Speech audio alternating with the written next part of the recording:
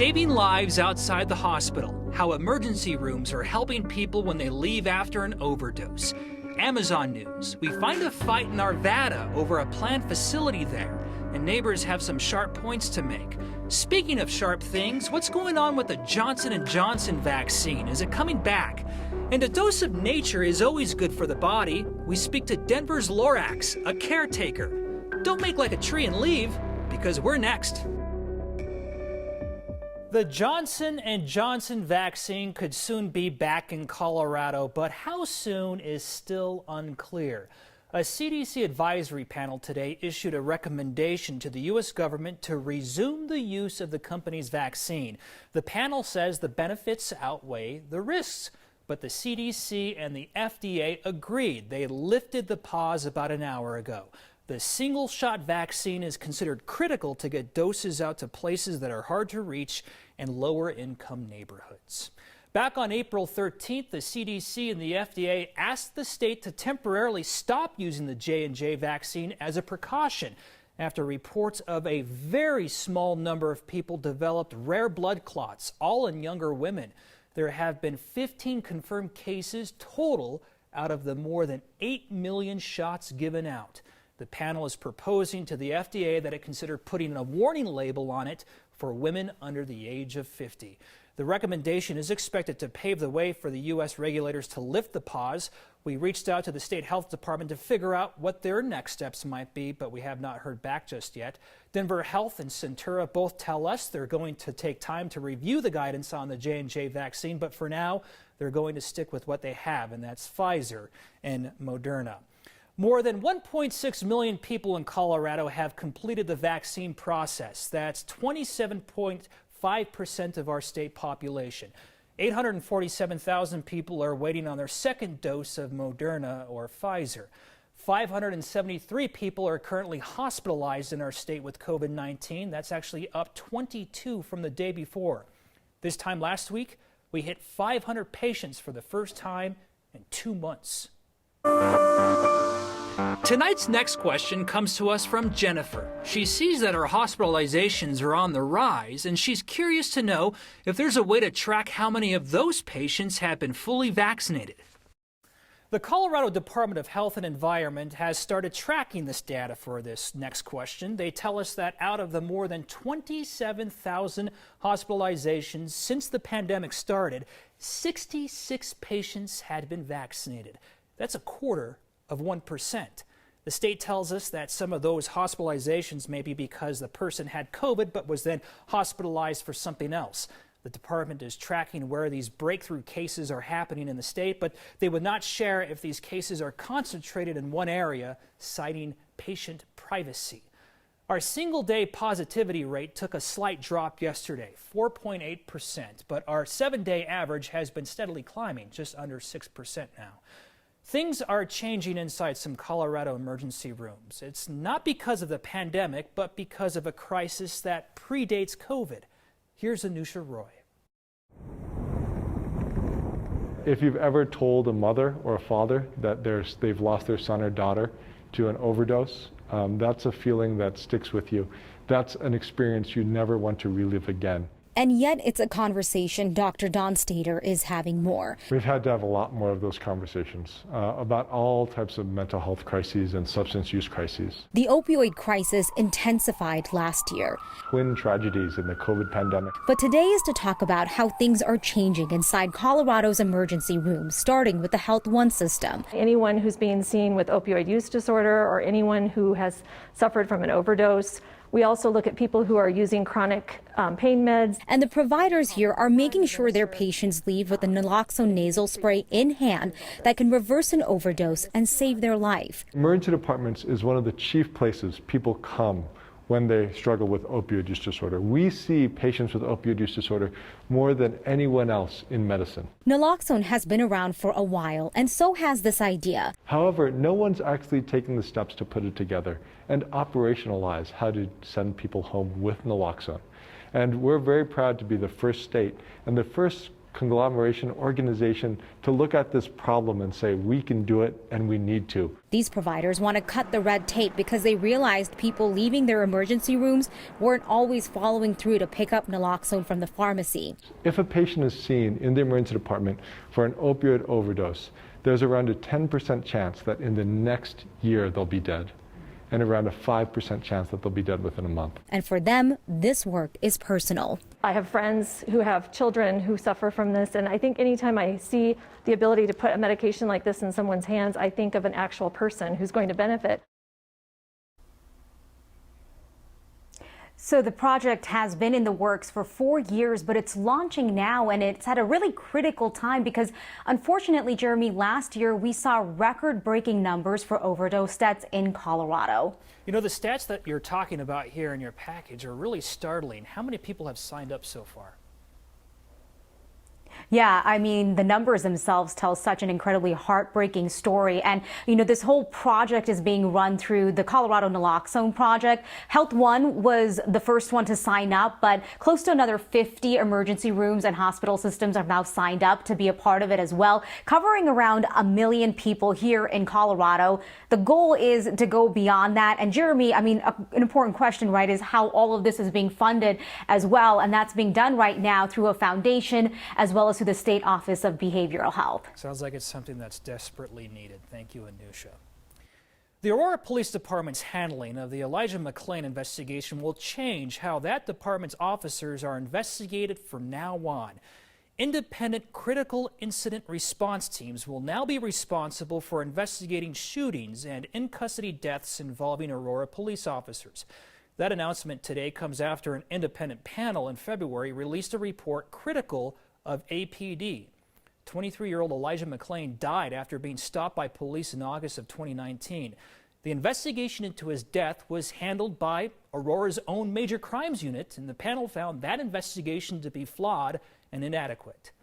Some prime news right now about Amazon wanting a piece of land just west of Arvada for a new delivery facility. The whole project would take up more than 30 acres, include a 112,000 square foot building, facility, and more than 1,100 parking spots. Neighbors opposed to this delivery facility have been getting organized and say 6,000 people in the area do not want this and all the impact that will come with it. They say traffic will be a nightmare because there are no major highways nearby. Light and noise pollution will be messy, and it just doesn't fit in the scheme of the neighborhood, they say. It's going to impact a lot of people on the west side of Arvada, and not just what's right here, my neighborhood where I live. It's going to impact all of West Arvada. And so I think they need to look at that. They just really have not looked at it, and they haven't communicated well with the community. You know? So about that communication, last November there actually was a public meeting about this Amazon facility, but it was under a different name, the name of the developer of the project, and not under Amazon's name, which may be why it didn't get much attention then. This June, City Council will vote on the project and decide if land should be annexed and zoned to accommodate Amazon. I spoke to Arvada's head of Community and Economic Development. He will not take a position on the project, but spoke about integrity for everyone. We want to make sure that the applicant and their development rights are being fairly represented, but also we want to make sure that we're fairly articulating and representing the community members that are giving us input, because that's also a critical piece of that process. So, Arvada City Council plans to vote on June 14th. It's expected that this facility will add hundreds of jobs to the area. I reached out to Amazon for comment today, but that delivery did not make it into my inbox. You've stepped up in a big way this week to help Colorado's search and rescue teams. Kyle has an update for you on where your Word of Thanks donations stand. Thank you for your generous support of Word of Thanks while I've been away. In a few days, you raised nearly $38,000 for Colorado's search and rescue teams, volunteers who work in each of Colorado's counties and pay thousands of dollars out of pocket each year for training and equipment, in addition to the time that they volunteer to save lives. The money that you're raising now will go out to teams across the state who've put together a wish list of needed items. Down in Conejos County, they'd like to buy a snow machine so they don't have to rely on 2 volunteers who have machines there. In Park County, they're looking for cold weather gear for their team. There's a Front Range Search Dog organization that wants to buy GPS beacons so they don't lose a crew while they're out looking for a lost person. The money that you're raising is going to make a tangible difference in counties across our state for those volunteers. Text the word THANKS to 303-871-1491 to join me and a whole bunch of other folks in donating to your latest Word of Thanks micro-giving campaign. And I'll see you next week. A day to celebrate Colorado's unsung heroes. I think they just enjoy being around trees, and I don't think they really realize it. The self-proclaimed Lorax of Denver gives us a reason to look up. Next.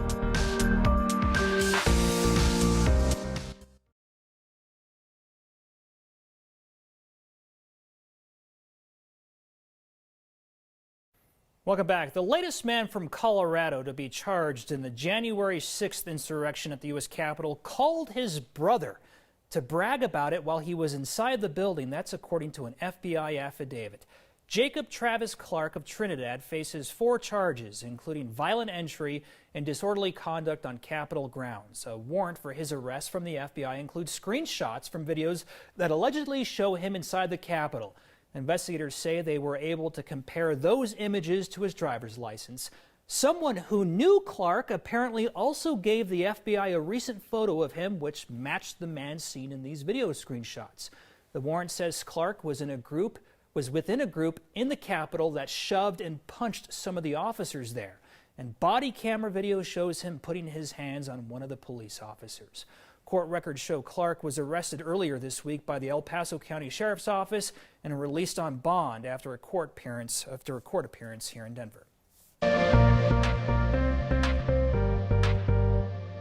Here we go again. More rain on the way. In fact, it's rolling off the foothills. This is our camera out there in Boulder. On HD Doppler 9, I'm watching this weak wave cross the state. A little bit of light snowfall up in the mountains, some light rain cruising across the eastern plains. For now, most of the action sitting just to the west, closer into the foothills. Tonight, after about 10 p.m., our skies clear as temperatures fall to 33. High pressure rotates back into Colorado just in time for the weekend. It helps to warm us up, but it also will kick up the winds quite a bit. So I will be monitoring high fire danger with red flag warnings going to the west and into southern Colorado.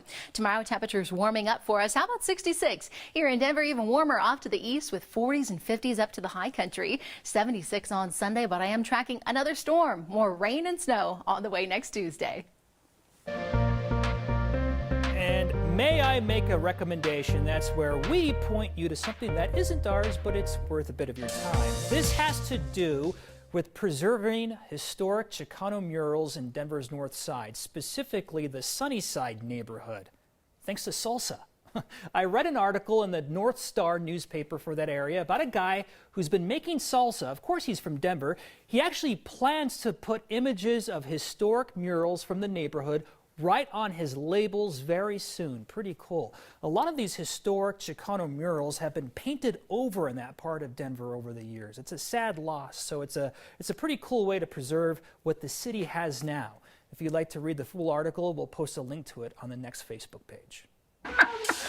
Wait, you're mine. It's yours.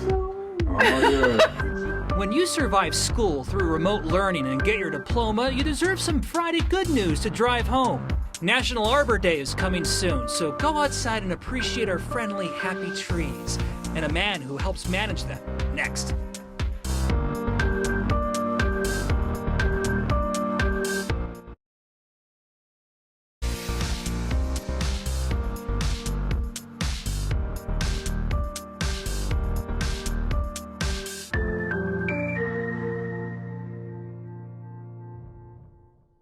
The last Friday of April is considered National Arbor Day. That's a week from today.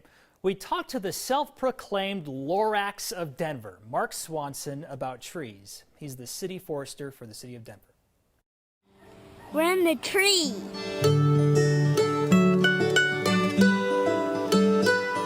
No, when you climb a tree, you're free. I mean, you just feel free. And the higher you get up in the tree, the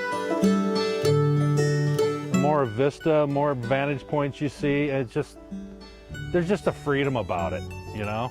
Like you're on top of the world.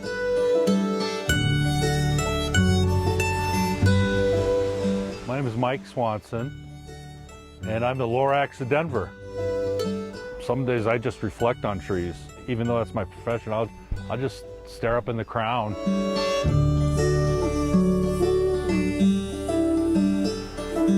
It's just a sense of freedom. It fulfills you spiritually, trees do. It just makes you feel good. It makes you feel comfortable. It makes you feel relaxed. I think they just enjoy being around trees.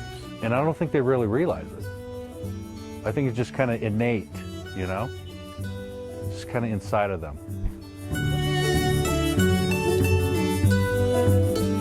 It marks a time of renewal for spring, of life in the summer, kind of winding down, but yet you still kind of have a sense of wonder with the changing of the colors in the fall, and then winter is just a time of rest or death or mortality.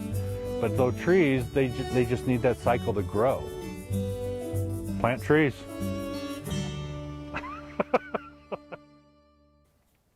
We appreciate Mark sharing his stories with us through the lens of photojournalist Tom Cole. You know, I love trees. I used to be a beach guy a long time ago, but I became a mountain guy when I moved here to Colorado, and there's something really mysterious about trees.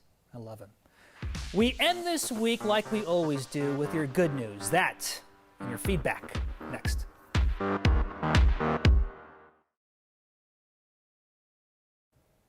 It's Friday, and every Friday for the last 245 consecutive Fridays, we have shared your good news. For the 246th edition, we're celebrating some major accomplishments.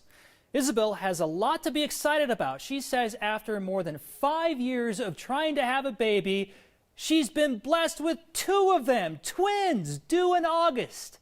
That's awesome. Congratulations, Isabel. Hold on, wait, whose car is that? Who do you think? It's No! Wait, you're right. It's yours. No Oh, yeah. It's a Jeep. How about that? Naomi shared her good news with us, which is really great news for her daughter, Jay, who graduates next month. Naomi says Jay made it through remote learning unscathed, so they decided to surprise her with a car to celebrate. Wow. How about that? Big week for Sia's 4-year-old son, who learned how to float in the pool on his back. She says he used to sink like he had a ton of bricks on his back. We love seeing your good news, so keep sharing it with us here on the Next Facebook page. What a great thing of the good news. All right, it's the most Colorado thing we saw today, majestically galloping down the street. This horse near Longmont forgot its winter weather gear. Luckily, the street is plowed, so it doesn't need snowshoes. We appreciate Kim sending this to us earlier this week. You can be like Kim too. If you see something that you think is so Colorado, take a picture of it, then send it to us at next@9news.com, or get our attention on the Twitter with the hashtag #HeyNext on the Twitter. It's not really old there. Let's talk about some feedback. Kim says, you rocked it this week. Kyle should be proud. Thank you. And you should be proud too, because you made it. It's Friday. Have a great weekend.